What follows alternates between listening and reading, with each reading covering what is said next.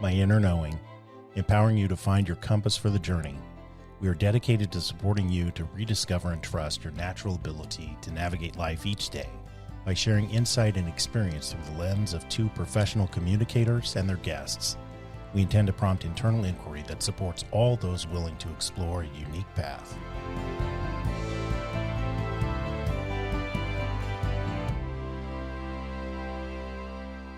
Hello. Okay. Good to see you both. Nice Yeah. to see you too. Yeah. Good to see you. We're looking forward to the conversation today.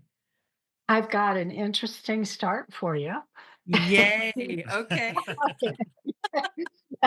Well, you go right ahead, Judith. Okay. Right. So, I woke up. I was really looking forward to the interview. That woke up at the perfect time, out of bed, at my computer, and I get an email from my assistant saying, "Your YouTube channel has been taken down." Yeah. So I'm like, okay. And I tried to find a few things and it's in process, right? Mhm. So that happened. And then I thought I pulled up another file. Word had totally closed out all the documents I had up, which was something I had to put on for Monday already. Mhm. That worked out. Ultimately, I found a different file that it had gone into. Wow. However, it occurred to me that what's going on with the YouTube channel, because there was no reason for it to go down. I mean, there's never inappropriate content or deceptive content. Um, w- I have been working with a other lifetime trauma ever since I published my first book. Mm. So this current book that we were going to talk about, Yeah. are going Yeah. to talk about, Um, little by little, I keep working with it and working with it. By my third book, I thought I had it taken care of. And one of the Mm. signs I get when it's not taken care of is technical problems. Ah, Wow. There, Wow. right?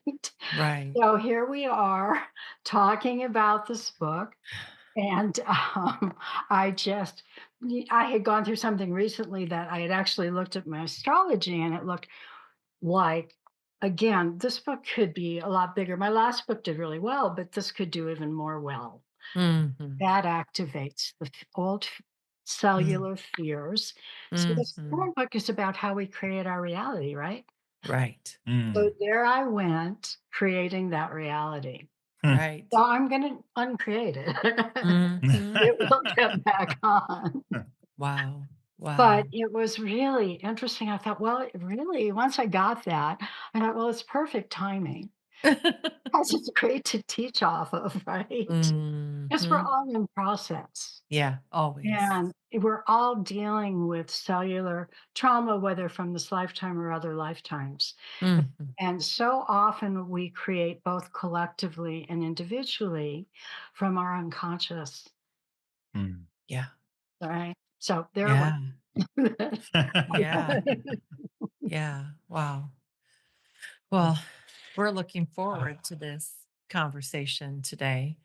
Um, when you and I guess Judith, I should say, um, do you feel like we've already started, or do you feel like we're I'm getting fine with ready it. to start? I'm fine with it having already started. Okay, Okay. good, good. Whatever the 2 of you are comfortable with. Oh, So we're good. I just want to make sure you were good too. So we're good. We don't really edit anything. So um okay, that's Not too I much. heard Yeah. not too record much. Yeah. I had heard recording had started, so I Yeah. figured we were on. Yeah. Yeah. Good. Thank you. Um, yeah, I mean, when it was so interesting when you reached out and told us your new book's getting published in September and reading the catalog, that you had, sent and obviously so curious to share about the book and also the parts that are in, I mean, the things that you want to share that aren't in the catalog description, right? Really just whatever you feel comfortable with. We would love to hear the story. Um, and Yeah, well, before we dive into that, and I know that since you've been a guest previously, we have your information, but I think it'd be helpful for our viewers and listeners for you to tell us just a little bit about who you are, and then lead into what brought you to this latest book. Yes. Okay, who I am, boy, that's a big one. It is a big one. Or a Could be little 2 one, I hours or don't 2 know. weeks, right? Okay, so, for the past, let me count, actually over 50 years, I've been, a therapist, and even Mhm. early on, because I got an MSW in the mid '70s. Early on, I was always interested in it from a holistic perspective, or what I call a transpersonal perspective. So that it wasn't just about healing, helping people heal emotionally, although that, of course, is a big part of it, Mhm. and not to be separate from the spiritual piece we're doing, but to Right. also look at it from a soul level. Mhm. So that's where I started out. And early on, it was just super easy for me to like give a workshop. I prepare it at the last moment, and not think anything about it. Where now I got, oh, it's got to be done ahead of time, or I'm not comfortable. Mhm. Um, and so I, even early on, I was teaching some. I always felt I'd write a book. Interestingly, I went from a psychology major to an English major. Mm. One reason I did that, and this was in the mid '60s, I graduated in '68. So this was like '66 when I was at a small women's college in upstate New York. And it was the psychology department had four people. And the head of the department, they were building a new campus. The head of the department turned down an experimental lab because he said, "You girls are just here to get married." I was Mm. so mad, and I wasn't Mm. interested in experimental psychology. I was just so appalled that he did that, that I Mhm. switched to English, which turned Wow. out to be where I learned really far more about the psyche than Mm. than I would have in psychology. Fascinating. Interesting. Yeah. So Yeah. so, but I always thought I'd write a book, but I thought it would be a novel. Mm. I didn't Okay. think I'd be writing, I guess we'd call it sort of self-help books, spiritual self-help books. So, when that shifted for me, actually, one thing that happened, I had an intuitive reading after I had a pretty good practice and I was offering workshops. And this woman said to me as she was doing the reading, she said, "You're not using near your full potential." And I was Mm. frankly shocked. I had no. Mm. And now, of course, I understand it more. And, she Mhm. said, "You're supposed to be talking in front of large groups, blah, blah, blah." Anyhow, so fast forward, I wrote my first book which is called Journey to Wholeness, which was very much the type of therapy I did. It was Mm. kind of, you don't have to pay for therapy. You can read the book and Mhm. have a session or two. Um, but when I published it, that was a self-published book. When I published it in the early '90s, our local Barnes and Noble had agreed for me to go and do a book talk. Mm. All of a sudden, I got so scared, Mm. where it had been super easy for me prior to that to um, to do public speaking. I was fine when I actually did the talk, but I got really scared beforehand. And then I was teaching, I was an adjunct professor at a local community college. Mhm. Also very easy for me, Mm. except once I published that book, I started getting scared before every Mm. class. And that's when I began to do that real deep inner work of where is this coming from? Mm. And through, consulting with other people, but also very much my own intuition and recollection, Mhm. began to understand it was from this very significant other lifetime, which I've been working on for close to 40 years. Mm. Yeah. So that's what came up again today, just Mm. as to kind of wrap that Right. together. Um, so once I started writing these books, My second book, I had no idea I was going to do it, but that took me 9 years. Wow. And my third book came up real quick. Again, I seem to keep going to the I'm done, and then up pops another book. And so this Mhm. current book that will be released in September, Mhm. the 60 Ascension Journey. Also, I had no idea I was going to write it. It Mm. wasn't quite as dramatic as my third book, which I mean, I literally had no idea.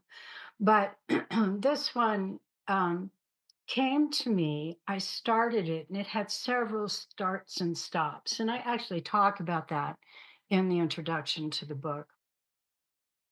And um, because my third book, Activating Your 5D Frequency, which is when I finally stepped into a publishing house, Mhm. which meant I actually could get help promoting the book, a Right, much right. audience and many Mhm. more interviews, that kind of thing, um, was on the fifth dimension, which very much we are moving into in terms of um, our collective journey. For those, I don't know that everybody has the option. Let me put it this way. But, if you go on podcasts, you will see numerous teachers now out there teaching about 5D. The model I I'm use, going to interrupt you for Yeah. just a second. You got really, really quiet. Something oh, Your happened with your volume. audio. Yeah. Yeah. uh, Yeah. probably. All right. Oh, oh, it came back for a second and then you were gone again.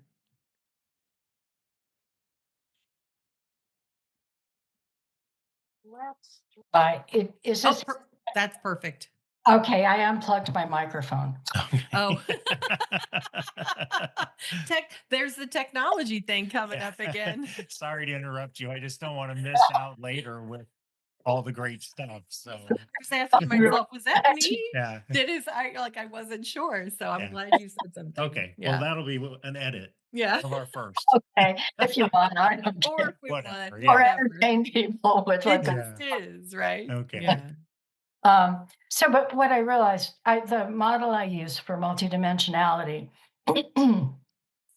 comes from Barbara Hand Clow, who Mm, brought it in. It actually was used by Plato, and I believe was taught in Atlantis, but mm, pretty much went underground. And Barbara Hand Clow, first in her book, The Pleiadian Agenda, but very much in her book, Alchemy of Nine Dimensions, mm. brought this clearly into our modern field.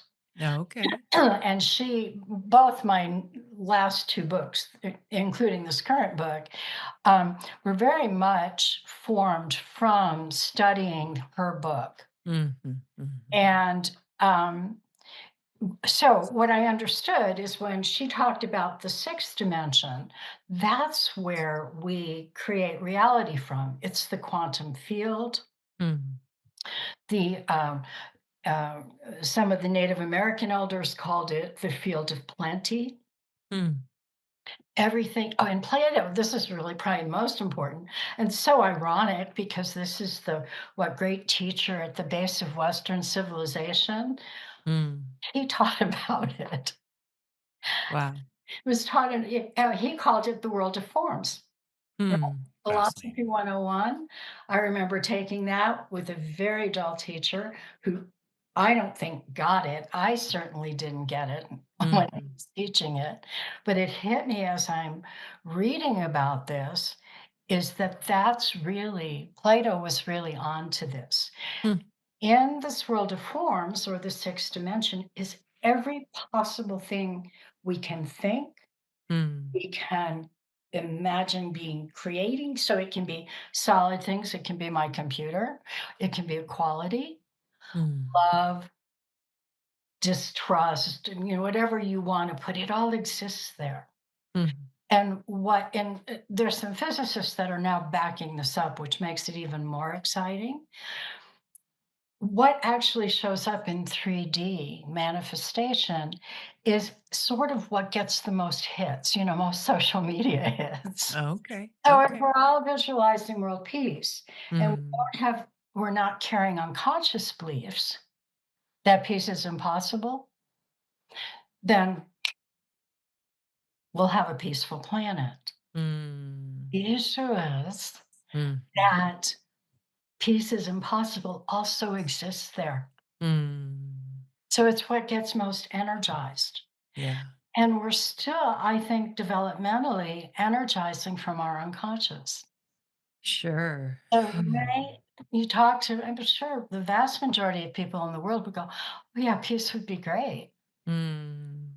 But, we say, oh, we got to fight for our freedom, and we could go on and on. But you get my Right. point. Yeah. Right. Right. So your catalog references the Ascension Journey, references a multitude of tools that you are presenting to the reader to help them, I presume, be able to access that space and change the energy around items. Right? Right. Could you And tell us more? yeah, because I talk both about personal creation, Yes. right, and collective creation. Mhm. Mm. But it's really an inside job. It's Mhm. really it's perfect for what the two of you teach in the podcast. This is about inner knowing. Mm. Yeah. So it's more and more about how to get in and really go into parts of ourselves that have been hidden, but that are participating in what we're creating. And so the first piece of it is awareness, Mhm. basically what you're asking, I think, Walker, to notice the beliefs we carry that are not the unconscious, or we'll call them subconscious because we're digging them out, that we carry that are not consistent with what we think we want. Mhm. And so, I go through a lot of that pieces of it. Um, the part that was most fun for me is the sixth dimension holds sacred geometry, and sacred geometry connects us to the divine mind. Mhm. So this is like, I don't know, it's an entry point, perhaps is the way to say it, into cosmic communication and understanding how we as individuals reflect the same geometry is probably the best word I can come to on this as everything else in the universe. Mhm. So all these higher consciousness aspects are created in the same way that we are. And Mhm. you gotta I'm not gonna go into all the details of it, Yeah. Sure. but just to understand we're just such a little microcosm, a little fractal of how this amazingly, beautifully organized universe. And Mhm. as we are able to connect more and more to that, we light up more of that DNA that's been shut down. I don't know if I need to go back into, the fact that 10 strands of our 12-strand DNA has been shut down. Little by Mhm. little, we're beginning to reopen, which is going to give us more and more access to our what's been unconscious, Mhm. and to our inner divinity, which is where we really want to create from, not Mhm. from our old fears, traumas, right? Right. So, um, so I had to learn a lot. I didn't know a lot about sacred geometry. Mm. It was great. It was so Yeah. much fun. I had this wonderful teacher who's since passed, and she was young. She was in her 50s. Uh, Mm. but I was able to meet her and connect with her, while she was still on the planet. And what she offered was learning sacred geometry by drawing it, Oh, interesting. right? Okay. So it Yeah. wasn't just intellectual, it was very Right. experiential. Right. And so I learned to feel into it and then watched a really good thing on Gaia that helped me get the intellectual piece. So Okay. that's in there. Also, how to anchor these energies through like building our own altars. Mm. Yeah. But again, understanding how we connect with this higher frequency world that we want to create for our planet ultimately. Mm. Mhm. Yeah. What when you had the awareness that you wanted to write this book, what were you most hopeful for? Oh, gosh, that's a great question. Well, one, that I'd finish it. It took a while. Um, um, maybe I can start here. When I wrote Activating Your 5D Frequency, I knew I Mm. wasn't gonna self-publish it. I really wanted Inner Traditions to publish it, and Okay. I was lucky because I had a close friend that was able to. It helps when you have a connection in publishing. Sure. They turned it down the first time. Mm. And I just felt, which was not exactly like me. I was like, "This is gonna be published by Inner Traditions." I Mm. just had this strong feeling. So I had to fight for the contract, and I got the contract, right? Okay. This book, I knew no problem with the contract because the other book did pretty well. So Yeah. I knew I didn't have to do a proposal. I just had to send an email to their acquisition editor. And, so that wasn't there's a very different concern than with the other book. Sure. What was I hoping for was that, it would speak clearly to the message I wanted to get across, that it Mhm. would help people, understand how we create this reality so that we really could create a loving, thriving reality on this planet, Mhm. is what we're seeing right now, Mhm. at least in the news.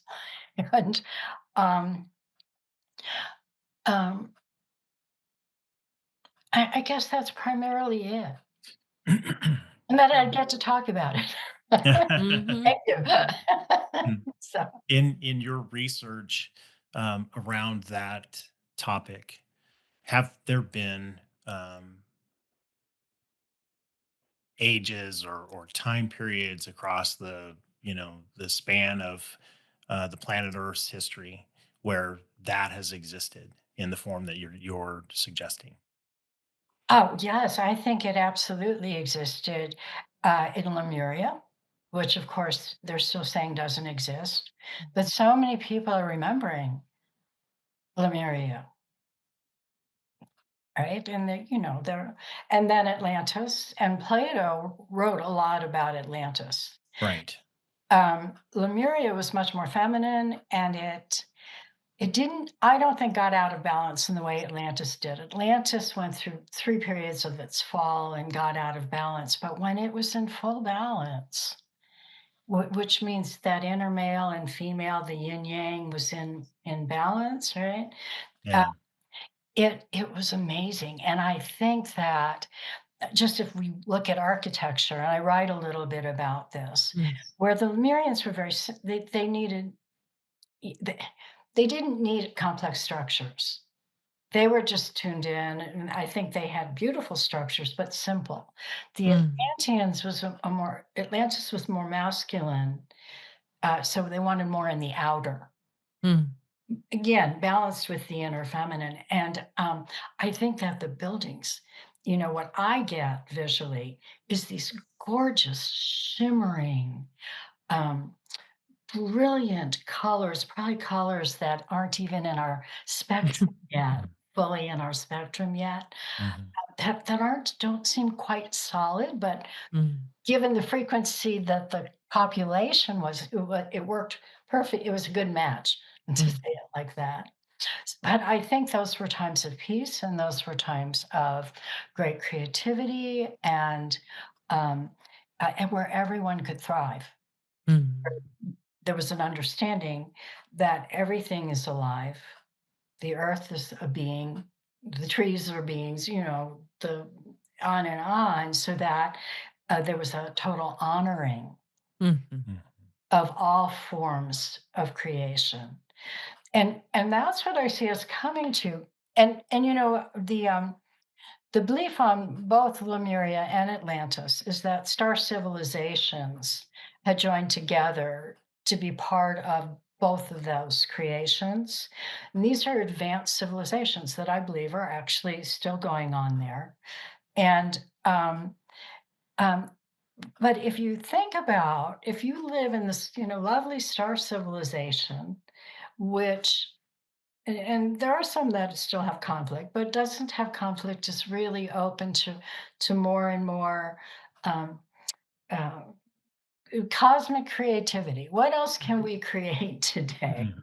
How can we solve this problem in a way that helps the galaxy? Right. Whatever questions are being asked. So you come down to this planet, which has polarity, and maybe you don't know what the heck's going on. You Mhm. may have a lot of wisdom that is super important. But when things get out of balance, maybe you're not prepared. Mm. And so I think that's part of what, um, and also quite naive, right? Mm. Mm. But frankly, the past life I've been working with, I was born in later outside of somewhere around Greece. I don't know Mm. exactly where it was, in this little village that was very high consciousness Mm. and that operated wonderfully. And it was just about the time that patriarchy was getting a hold of at least Greece and probably other places on the planet. But um, uh, and I was concerned, and I went and taught in what I think is now Athens, totally naive that what could happen. And I think what's going on now with our ascension process is we know it can happen. Mm. We've all gone through, multi layers of um, of the dark, really. Mhm. Whether it's all trauma inflicted, or we were inflicting trauma, or we have the capacity to be everything. Mm. So now we're coming to this ascension process after going through what I call a dimensional descent, Mhm. much more aware, Mm. much well, I guess I'll call it wiser, but we have more street sense, so to speak, Right. right? Yeah. And so I think that the next variation of higher frequency on this planet is going to be different in that way. Mm. So, Yeah. Interesting. Nice. I like it. Yeah. Mhm. When Judith, what do you think got, you know, I don't know, as best as you can remember, how did this become a part of your journey? Like, how old were you? And then, yeah. and we may have talked about this in our other interview. I had a spiritual experience when I was around 27. Prior to that, from age 12, I would have told you I was an atheist Mm. Mm. and thought people that were into religion and they were just, I don't know, immature, innocent. I don't, Now, I wouldn't have said nice things. Let's put it. And, uh, now, I was real open in my 20s when I was open to astrology and yoga. Um, but I still never thought of God or, especially, and then when it's presented as some guy in the sky kind of image. But in my mid 20s, I was actually working. I had quit my regular therapy job, and which was at a mental health center, which was very interesting. Mm. Um, and two of other friends of mine that I had gone to graduate school with opened up something we called the Evanston Group, and we offered really a lot of holistic workshops. I found the brochure. Mm. I went, "Whoa, we were ahead of the curve on this one." Um, and, so I didn't have any money, but in those days, we didn't need any. So, Mm. I had, I had a lot of time. I had my Mm. clients in the afternoon, but in the morning, I could do yoga, and I started reading a book a friend of mine gave me called The Autobiography of a Yogi by Mm. Yogananda. I mean, he was one of the first Eastern yogis to come to the United States in the 20s, I think, and, Wow. and teaching Eastern philosophy. But his book was amazing. And I would read a couple of pages, and then I would do yoga. And then I'd go through my day. And then I'd hang out with my friends or smoke pot. as we Mm, did back in the mm, and I was really interested in metaphysics, so I wasn't into really partying. mm, The drug use wasn't about partying for me, and I started having these visions. And one night, it was full moon in Scorpio, and my whole unconscious started opening up. mm, And, it was amazing. And at one point, I was getting so much information that, and this again, I was already a therapist by this time, and I went, I don't have a strong enough ego to deal with this. And I stopped. mm. And then it would seep in little by little. But that was a religious experience. Mm, At the time, I was like, oh, was it just because of the pot? And mm, you can tell how old I am. Mm. um, so I started researching, reading William James, Varieties of Religious Experience, and I was mhm. finding a lot of religious experience did involve a substance, which is different Interesting. than substance abuse. So that Mhm, helped me feel like it was a legitimate experience, but mhm, it shifted my whole view of the of everything. I don't. mhm, Life has never been the same. I've been partly sort of all my uh, young adult angst was able to kind of disappear because mm. I had this higher perspective, and of course I was still having to do my own emotional healing and work, Yeah, yeah. but it just shifted my whole view of reality. Mm. So that's where I got going. So for you, when you think about, and I don't know, Judith, what words you would use. So use whatever is real for you. Okay.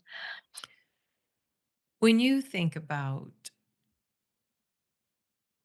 like, we're carrying things from not this lifetime, is there a way for you to describe what you feel like that is? Okay. I think I understand the question, but if I start giving you a different answer, let me know. Mhm, mhm, Um, at birth, well, first of all, I don't know if you're familiar with Michael Newton's work, but he wrote Destiny of Souls and Journey of Souls. He was a psychologist that did a lot of hypnotherapy. mm, And he wasn't into other lifetimes or consciousness before birth, but m'kay. he was hypnotizing a lot of his patients back to um, early childhood, and many Mhm, of them flipped into pre-birth experiences. mm, And he started keeping tapes of it. And I mean, the descriptions are amazing. So in these two mhm, books, he really um, confirms, if you will. He was about to retire, and then he said, I got to do something with this information. mhm, Um, so, what I believe happens is our souls, before we incarnate, make a decision of, oh, I'm going to take on this curriculum. Now, some people take on super tough curriculum without realizing how tough it's going to be. mm, But, on a soul level, it is perhaps to test, can we still remain compassionate, or that we have to teach something. I mean, there's numerous reasons why a soul might choose different experiences, but I do yeah, believe it's earth school. It's to try to mhm, learn and develop. And as we do that, we're still carrying, assuming I hate to say believe, but accept the idea that we mhm, go through many, many, many incarnations, where our soul is in other forms of bodies and has different experiences. Um, the we are still carrying things from other experiences. What I think happens is we don't carry all of it because many, many people now on the planet are old souls. We've probably had thousands of lifetimes. You carried every trauma. There's just no way we can do that. mm, But I believe there are themes. and we choose those themes. And in the astrological birth chart, those themes can be read. Mm, And that's, I'm not a, I've studied astrology, but that's not the kind of astrology I'm skilled at, but there are many who are. Um, and those themes not only get read, but I believe they are carried in our cells. And mm, that's what they're finding now that, there's so much talk about lineage healing and, um, uh, carrying cellular memory mhm, of mm, other traumas, whether it came through the family or whether it came through our own experience. mhm, And I think it's both. And I think that it's in our cells and in our DNA, which are part of the DNA. mhm, As we open more and more, go through this ascension process, we get more access to that. mhm. So did that answer it, Teresa? Yeah, it's helpful. I mean, I know there's a lot of beliefs, right, about that, and I wanted to understand. Um, I mean, it's interesting, for me, I think about it, everything in terms of energy. And so for me, I think about, when I die, energy changes forms, right? And my energy then is out there for whatever, whoever, whatever. And it will be somewhere.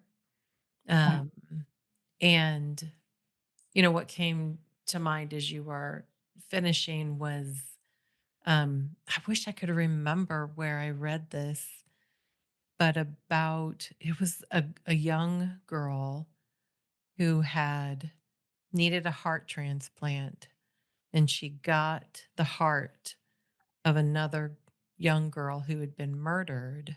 Mm, And she started having dreams, remembering all of what had happened to her. The heart that was in her happened, that it happened to the heart that was in her.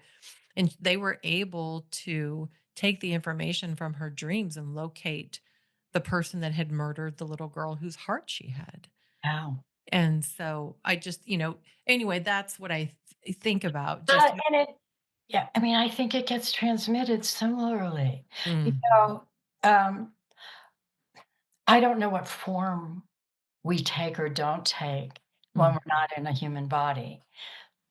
I assume it's a journey and we have some form until, perhaps you get so enlightened, you just merge back with the great whatever. Um, um, but what you're speaking of is really, I think, is really relevant because the energy in that heart, Mhm. essentially, she got some of this girl's DNA. Right. Right. And And cellular memory. and Right. so That's really the word that came. right. Mhm. Right. And I just read an interesting interview um, from a psychiatrist who is researching young children's stories about other lifetimes. Mhm. Mhm. And they've been able to locate the ones that are more current. Mhm. They've been able to locate and confirm a lot of them. It's so interesting. It's, That's really good it's stuff. Yeah. and this I do talk a lot about in the book. We've been conditioned with such a narrow bandwidth of perception Mhm. to Absolutely. say, Mhm. oh, the only thing true is this. Mhm. And then you Right. begin to go, "Oh, maybe this," and maybe and the more you begin to expand, the more Mhm. you're open to expanding. So when Mhm. you get aware of energy, you've Mhm. broken free, right, from that conditioned bandwidth. Yes. Yeah, it's interesting what that brings to mind. And we may have talked about this. I can't remember, Judith, but like from a neurofeedback perspective, when I'm working with someone who's an adult, rarely, and an adult do I see gamma waves, rarely. Mhm. Okay. But in young children, I see them all the time. And so it's not something that I've researched, just something that I'm aware of. Yeah. And if I do meet an adult who has high gamma waves, to me, I think, okay, is that conditioning that they didn't respond to? Is it a part of their brain that didn't develop? But they do, all of them, the ones that I've experienced in the however many years I've been doing neurofeedback now, are all people who find that experience overwhelming. Ah, oh, that's really interesting. Yeah. And so for me, often it's, I'll just say, I don't know, I don't understand. I don't know that we really understand, this part of your brain that still is like open to the universe. That's what I say. It's just open. Right. And they don't have strategies Right. Right. to know how to deal with that. And that is something that I feel like I've put in my books Mm, is ways to begin. One, you need to get grounded, right? right. Right. And and understand you don't have to rush it, or you can learn to ask for things to come little by little. Mhm. So, but if you're overloaded and you don't have anyone to confirm what's going on for you, Right. that would be really hard. Well, that's Right. fascinating, Teresa. One that you're so conscious of that and seeing how Mhm. this goes. And I think, I don't know if you want to do the research, but I hope somebody does. I think it would be great. Well, it's interesting. I think somebody is. I haven't gotten into it. And the reason it's on my mind is because I have a new client that I'm working with. And instantly I was like, oh, this all makes sense. Um, and so I did start doing research. I just haven't gotten deep into it. So I do know that it's happening. Um, and reframing. So not only, I mean, will I help her learn how to ground every day and really, take care of her body that is overwhelmed by the amount of information that is coming in all the time, but also to reframe her story around it, right? Yes, to make Right. it positive rather than Right. A burden. negative. Yeah. Right. There are things we can do to support your body as it is, for whatever reason, staying in this place. Yeah. Now, are you able to do neurofeedback virtually? I haven't. There are a few clinicians that I am aware of that do it remotely. And so the person, so like in this situation, you would have equipment that you would Right. rent, from either the practitioner or someone, a manufacturer. And then the therapist is with you and they're watching the data and observing you and giving you feedback. I do know that there are practitioners that do that. It is not something I have ever done. Okay. Yes, and Mhm. I happen to know that because I had looked into it for my grandson. Mhm. Also, during COVID, everybody started doing, I mean, energy Yes. workers now are working remotely, Mhm. which is very exciting. But the Mhm. piece that, for you specifically, you're tuning into this.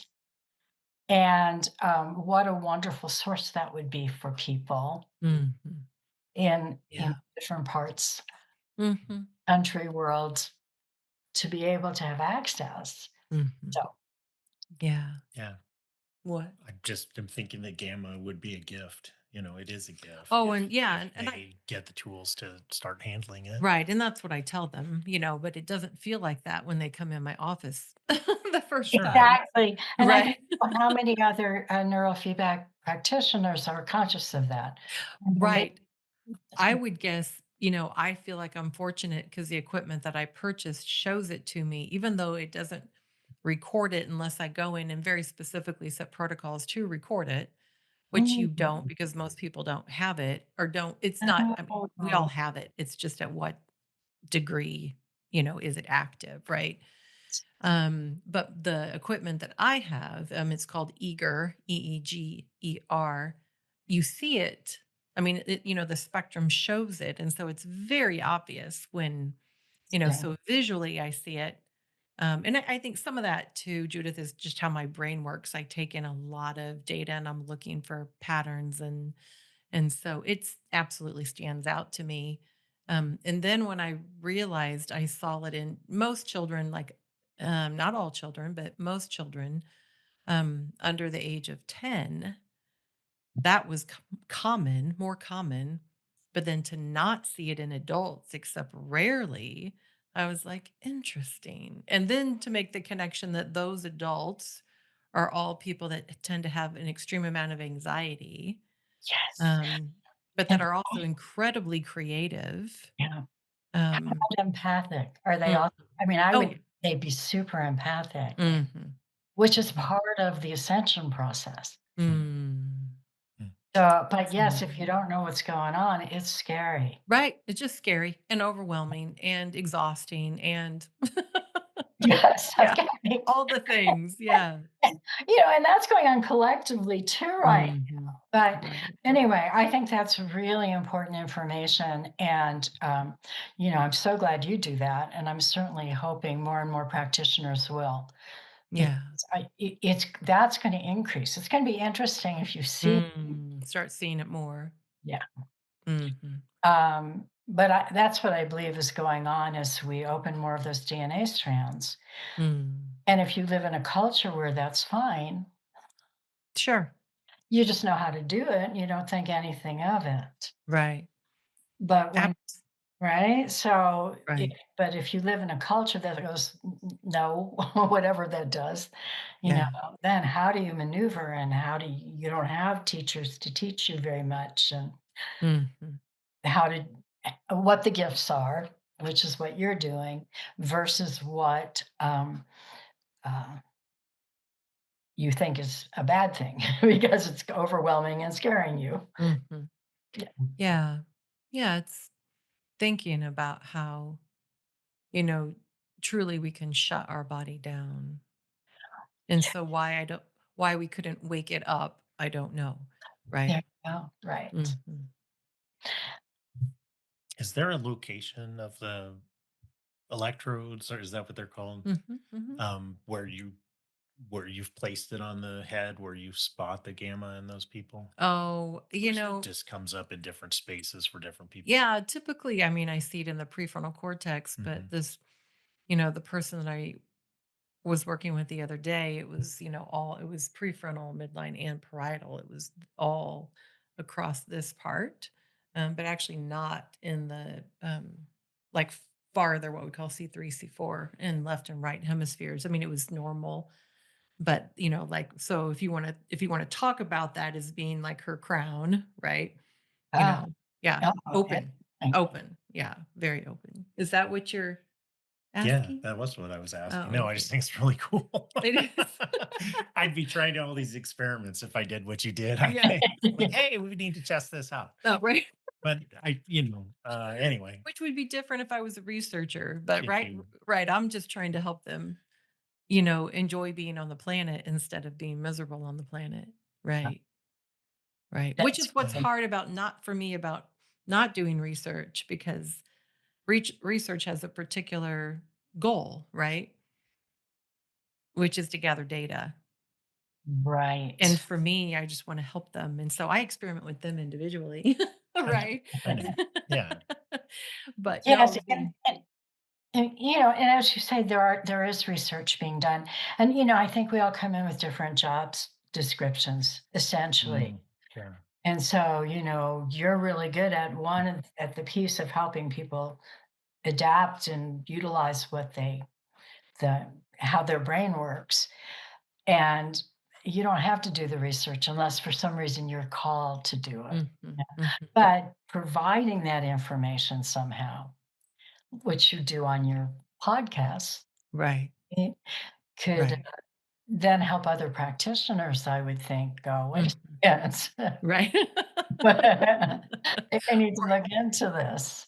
right, or inspire, earlier today, I actually did a call with some doctoral students, out of the University of Texas, and we did talk about that. Yeah, And great. that was a fascinating conversation not to get into today, but, I was explaining, that piece to them, and so who knows what that speaks to them, Yeah, right? right, Mhm. exactly, and who what they're going to do with it, Right. which is what their job description is. Mhm. Right, and their brains work a little differently than mine do, right, as engineering. Yes. Yeah. Hmm.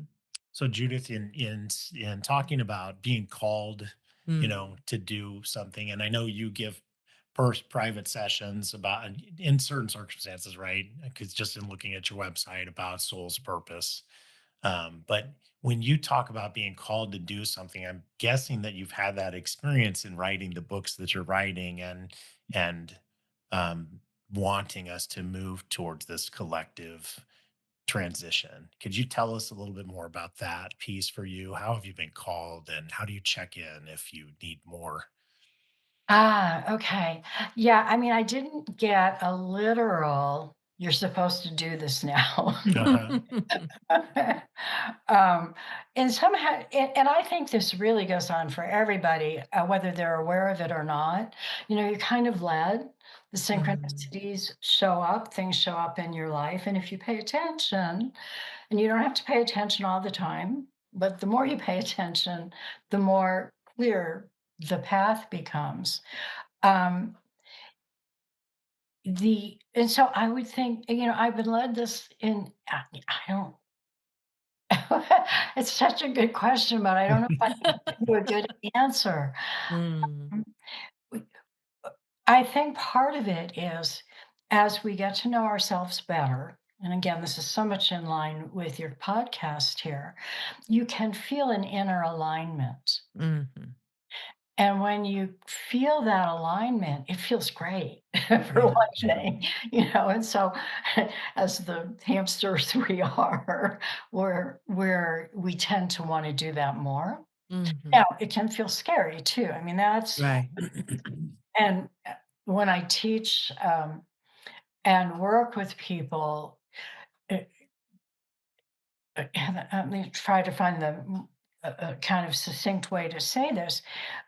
There's a lot of fear that comes up as well. So Mm. the fear I experience is not at all just me. Mm.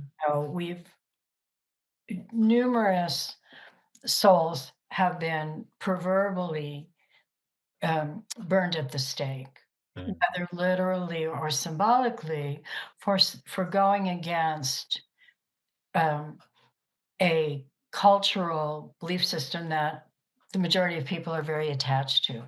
Is Right. the way to say it. So Right. on one hand, it feels great to feel called, but then you have to go with, okay, what am I in danger? Mm. Mhm. Are people gonna and the physical danger these days, hopefully it stays that way, Mhm. but that's pretty low. Mhm. But the emotional danger of people thinking you're crazy or weird, and so that all comes up in the process of being called. Mhm. Yeah. But for me, I was very lucky. Shortly after I had that awakening, I moved to Springfield, Illinois, that had a very progressive university. Mm. It was an upper level. Illinois did two upper level universities, juniors and seniors. That was created in response to a lot of the student revolution in the 60s. Mm. So it was very cool, for lack of a better way to say it. Mhm. They got a lot of interesting people in that were teaching there. They pulled in a lot of students. So Mm. there was a huge alternative community. Mm. And so I had a lot of support as I Yeah. began to be called more and more and more. I had a lot Sure. Mhm. of support. So, it didn't matter if I was weird or people thought I was my the people I liked all got it, so to speak. Yeah. And sadly, it's not true for everybody, Yeah. Yeah. right? And so it calls on us to be brave, Absolutely. activate that courage, and Absolutely. Mm. I've got a great card. It's of a cat with rainbow colors and it says cat must stay. And the weirdness in me salutes the weirdness in you. Mhm. Right, great. Yeah. Yeah. Exactly, Yeah. there it is, that's beautiful. Mhm. Those cats. Yeah. Yeah. Judith, I talk a lot about being brave. Mhm. Mhm. Yeah. And I recently wrote a meditation, and initially I had it called Being Brave. It's going to come out in the next week or two. Um, But it was interesting because as I presented it in a few different settings before I recorded it, the phrase that really struck people as I went through the meditation was was softening into courage. Oh, that's lovely. Isn't that Uh, interesting? yeah, Because, being brave, that's you interesting. know, is just language I use, but how many people were like, "Wow, when you said softening into courage," like something in their body responded to that, which was different than bracing ourselves, right? Right, or you Right. the old really, it's the masculine model, you've gotta force things. Right. And what I really hear you saying is allowing the courage, Right. which is Right. beautiful, Right. softening into courage. How Mhm. interesting. Yeah. Anyway, so that's the name of it now. Okay, that's great, Teresa. And I think it just those words, as you found out, are really instructive to people, Yes. all right? Because it is really allowing ourselves to just kinda go into that surrender, Yes. and, and that's where you can really follow when you're being called, Mhm. Mm. so Right. Oh, yay. Mm. Well, I'm looking forward to reading the Ascension Journey Yeah. and learning more specifically about your processes and the tools that you're giving. So thank you so much. Yeah, I agree. Mhm. so welcome, and it was my pleasure. It was my I love talking to you both. Yes. Aw, Very much. we enjoy you, Judith. Yeah. It Thank is you. how available should people be watching, Yeah. no, it's available pre-order. The, and that was another irony of this morning, because if my channel gets taken down permanently and I try to put up a different channel, every meditation I have in the book gives this particular channel. Oh, Mm. Just went into this week typesetting. Like, there's been a review copy already, mm. Wow. but in terms of permanent typesetting where they don't change anything. Wow. So, So if you have it available, where can people find you? Mm. oh, it's on Amazon, it's on Inner Traditions, independent bookstores, um, Barnes& and Noble. They Mhm. can find it pretty much anywhere, and certainly they can get on my website, which is empoweringthespirit.com. I just upgraded my website. I have this fabulous assistant, and she Mm. said, "Judith, you need a new website," and I can do it for you. Aw. Because she just did she's done all my work, she's taken all my classes, and she's teaching now some as well. Yeah. She's so aligned Mm. with the Nice. energy of this work that I'm really excited about the website. So, empoweringthespirit.com. Okay. Yeah. And we'll have all the links in the description for the podcast too. Yeah. Yeah. Thank you, Judith. Thanks. You're Yeah. so welcome, and thank you. Yeah. I probably will be using, softening into courage. Softening into courage. Yeah. Will give you credit. Aw, thank you. Okay. Ah, You both take care Have and a be Oh, lovely in day. Take touch care. in whatever Mhm. way works. yeah. Okay. Yeah. Thank you. Thank you for joining us today. We are excited to explore life with you.